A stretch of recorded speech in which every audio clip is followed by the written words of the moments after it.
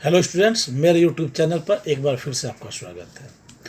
आज हम आपको पोटेंशियल एनर्जी के बारे में बताएंगे और साथ ही साथ पोटेंशियल एनर्जी का जो दो पॉपुलर रूप है, ग्रेविटेशनल पोटेंशियल एनर्जी और इलास्टिक पोटेंशियल एनर्जी, दोनों के लिए अलग अलग इक्वेशन डिराइव करके भी बताएंगे। सबसे पहले पोटेंशियल एनर्जी होता क्या है। पोटेंशियल एनर्जी किसी भी ऑब्जेक्ट के पोजीशन के कारण उसके अंदर जो एनर्जी स्टोर्ड होता है उसको पोटेंशियल एनर्जी कहते हैं। मतलब कोई ऑब्जेक्ट की जिस पोजीशन पर है उस पोजीशन के कारण उसमें एनर्जी है। मान लीजिए कोई पत्थर का टुकड़ा छत पर रखा हुआ है तो वहाँ छत पर रखे हुए होने के कारण उस पर एनर्जी है, जो अगर छत वहाँ से हट जाए तो वह सीधे ज़मीन की ओर ड्रॉप आउट हो जाएगा। जो ड्रॉप होगा उसके जो काइनेटिक एनर्जी आएगी उसके अंदर, वह उसी पोटेंशियल एनर्जी के कारण आती है। यानी कि potential energy internal stored energy है। जब भी किसी सिस्टम पर काम करते हैं तो उस सिस्टम के अंदर पोटेंशियल एनर्जी स्टोर होता है। यानी इस मार्कर को उठा के यहाँ से यहाँ ले आए तो इसका अंदर पोटेंशियल एनर्जी आ गई, इतना दूरी तक इस पर वर्क किया गया ऊपर ले जाने में, तो इतना इस पर पोटेंशियल एनर्जी आई। उसी तरह से किसी स्प्रिंग को अगर हम दबा दें तो उसके अंदर चूँकि हमने वर्क कर दिया है, स्प्रिंग पे स्प्रिंग को प्रेस कर दिया है, कंप्रेस कर दिया है, तो उसके अंदर जो एनर्जी स्टोर होती है उसको हम लोग कहते हैं उस स्प्रिंग का पोटेंशियल एनर्जी। यानी कि पोटेंशियल एनर्जी हमेशा सिस्टम पर वर्क करने के कारण आता है। पोजीशन जिस जगह पर हो ऑब्जेक्ट का उसके अनुसार उसकी पोटेंशियल एनर्जी क्रिएट होती है। यानी उसके अंदर का स्टोर्ड एनर्जी है जो वर्क डन में कन्वर्ट हो सकता है। याद रखिएगा, सिस्टम जब वर्क करता है तो काइनेटिक एनर्जी के कारण करता है। यानी सिस्टम पर वर्क जो हो रहा है वह पोटेंशियल एनर्जी के कारण हो रहा है और सिस्टम द्वारा जो वर्क हो रहा है वह काइनेटिक एनर्जी के कारण हो रहा है। यानी मैकेनिकल एनर्जी का सिर्फ दो ही पार्ट है, पोटेंशियल एनर्जी और काइनेटिक एनर्जी। अब हम बात करते हैं ग्रेविटेशनल पोटेंशियल एनर्जी। किसी ऑब्जेक्ट को सरफेस से जितने हाइट पर ले जाते हैं उस पर उतना ग्रेविटेशनल पोटेंशियल एनर्जी डेवलप होता है। यानी कि change in height of an object increase the या change the potential energy of the object. यानी धरती पर है तो सबसे कम पोटेंशियल एनर्जी, जितना हाइट बढ़ता जाएगा उतना पोटेंशियल एनर्जी उस पर बढ़ता जाएगा। तो आइए अब इन्हीं इक्वेशन को हम लोग बोर्ड पर डिराइव करते हैं। Okay, mechanical energy. Mechanical energy यानी एनर्जी ऑफ ए मशीन, यह दो पार्ट में होता है। एक को कहते हैं हम लोग पीई, दूसरे कहते हैं केई। केई के बारे में वीडियो हम पहले ही बना चुके हैं। अब बात करते हैं पीई को। पी को हम लोग दो पार्ट में बांट दिए हैं। एक को बोले हैं ग्रेविटेशनल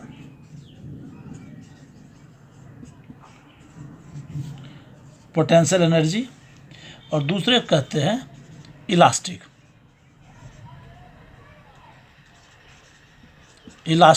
पोटेंशियल एनर्जी।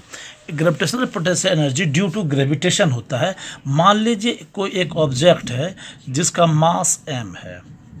पहले हम सबसे पहले बात कर रहे हैं ग्रेविटेशनल पोटेंशियल एनर्जी की। तो m मास का कोई ऑब्जेक्ट है, वह अर्थ सरफेस से h हाइट पर है। ये ऑब्जेक्ट, यह सेम ऑब्जेक्ट है जो अर्थ सरफेस से h हाइट पर ले जाया गया है। ये m मास का ऑब्जेक्ट है जो अर्थ के सरफेस से h हाइट पर ले जाया गया है। h हो गया। तो अब यहाँ पर लगने वाला जो फोर्स होगा that is F equal to क्या हो जाएगा, W। ठीक है, तो यहाँ पर क्या हो गया, F equal to W, that is F equal to M into G, weight of the body. यही इस पर लगेगा अब हाइट पर जाने के बाद। और साथ ही साथ डिस्प्लेसमेंट कितना होगा, डिस्प्लेसमेंट जो है यह हो जाएगा H। तो जो वर्क डन होगा वो वर्क डन होगा W इक्वल टू, यहाँ पर ये W जो है स्मॉल w वह वेट को दिखा रहा था और ये W जो है कैपिटल W यह वर्क को दिखा रहा है, वर्क डन को। Work done into equal to जानते हैं हम लोग F into S। F equal to क्या हो जाएगा यहाँ पर mg और S जो डिस्प्लेसमेंट वह क्या है h। तो W इक्वल टू क्या हो गया mg h। यह ग्रेविटेशनल पोटेंशियल एनर्जी के लिए इक्वेशन है। At the surface of earth at the surface of earth H equal to 0, so W equal to mg into 0, W equal to 0। Earth surface पर यह 0 हो जाता है और h हाइट पर जाने के बाद यह जो है mgh हो जाता है। ध्यान यहाँ यह रखना है कि यह h जो है बहुत ज़्यादा नहीं हो सकता है, यानी कि h किलोमीटरों में नहीं होता है या मीटर में होता है। ओके, तभी यह ग्रेविटेशनल पोटेंशियल एनर्जी काम करता है। नहीं तो आपको पता है कि जैसे ही हम इन्फिनिटी में चले जाते हैं, स्पेस में चले जाते हैं, तो जो ग्रेविटेशनल अट्रैक्शन है वह 0 हो जाता है, इसलिए स्पेस में भी वर्क डन जो है 0 हो जाएगा। That means potential energy mgh यह तभी होता है जब यह अर्थ सरफेस के पास होता है। ठीक है, if the object is too much closer to the earth then potential energy and gravitational potential energy equal to mgh। अब बात करते हैं इलास्टिक पोटेंशियल एनर्जी का। इलास्टिक पोटेंशियल एनर्जी जो होता है वह किसी भी स्प्रिंग या इलास्टिक बॉडी के कंप्रेशन या रेयरफेक्शन के कारण होता है। मान लीजिए कि एक स्प्रिंग से एक ऑब्जेक्ट m मास का लगा हुआ है, ये ऑब्जेक्ट लगा हुआ है सरफेस पर। ठीक है, हमने इसको कंप्रेस कर दिया।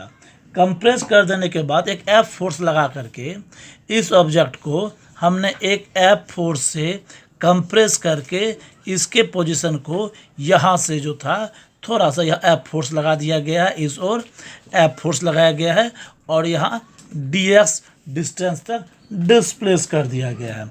तो हम लोग जानते हैं, पहले से ही पढ़े हुए हैं कि जो रिस्टोरिंग फोर्स होता है वह हुक्स लॉ के अनुसार क्या हो जाता है कि F is proportional to x।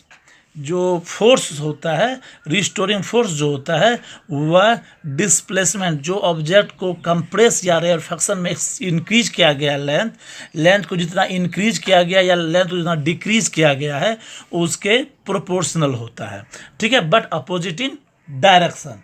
अगर इनलार्ज किया गया है तो इनवर्ड होगा, और अगर हम लोग इसको कंप्रेस कर दिए गए हैं, इस तरफ का फोर्स लगा कंप्रेस कर दिए गए हैं, तो रिस्टोरिंग फोर्स इस तरफ हो जाएगा।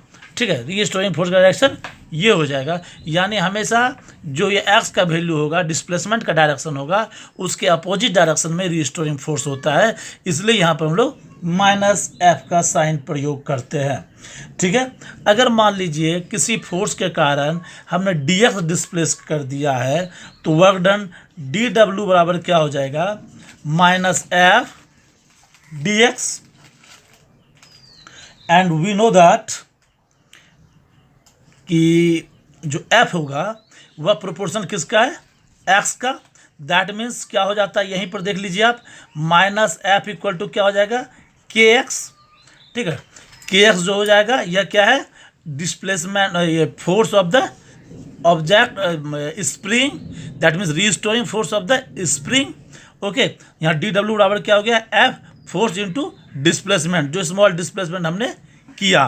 तो यहाँ पर dw बराबर क्या हो जाएगा, -kx dx। अब integrating both side, integrating both side with limit 0 to w, dw equal to minus integration of -kx dx 0 to x, that means w equal to -k 0 to x dx, that means w equal to -k x square by 2 0 to x। यहाँ पर x का integration हो गया x square by 2 integration के formula से। That mean w equal to -k x square by 2 -0 by 2, that is w equal to -k x square by 2। यानी कि potential energy जो हो गया वह हो गया W equal to half P equal to half K X square. यहाँ पर हम ध्यान दीजिएगा, हम यहाँ पे एक अंतर कर दिए हैं। यहाँ पर पहले माइनस का साइन था, यहाँ से माइनस का साइन हटा दिए। हमने शुरुआत में कहा था कि सिस्टम पर जब वर्क होता है तब पोटेंशियल एनर्जी डेवलप होता है, सिस्टम द्वारा जब वर्क होता है तो काइनेटिक एनर्जी कारण होता है। तो यहाँ सिस्टम पर वर्क है, इसलिए यहाँ पर नेगेटिव साइन दे रहा है। और पोटेंशियल एनर्जी का मतलब ही हो जाता है कि वर्क डन का अपोजिट, जितना वर्क डन हुआ है उतना उस पर स्टोर हो गया है। यानी कि जो वर्क डन काइनेटिक एनर्जी में देता, उसके अपोजिट में वहाँ पोटेंशियल एनर्जी स्टोर हो गया है। So potential energy equal to half K X square. ठीक है, यानी कि जितना डिस्प्लेसमेंट होगा उसी के स्क्वायर के प्रोपोर्शनल में पोटेंशियल एनर्जी डेवलप होगा। यानी P is proportional to X square. Elastic potential energy का यही फार्मूला है।